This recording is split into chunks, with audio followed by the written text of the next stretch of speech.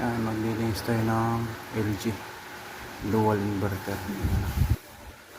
Ang issue nito, water ano to, nagbubuga ng tubig, tapos walang hangin dito.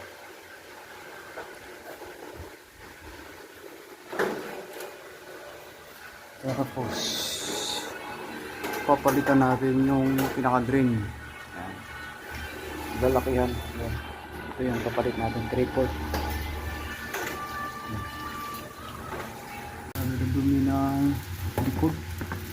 Mabilis talaga ito mag dumi. Yan o.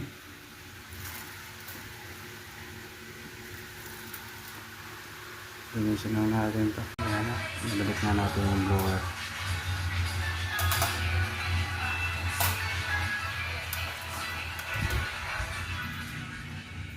Tapos ito yung control board nya.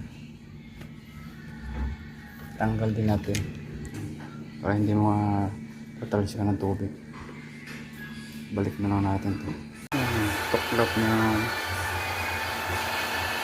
button switch.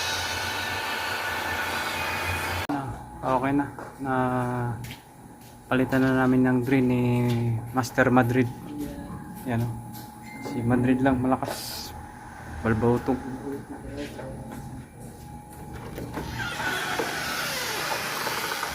Ito na yun.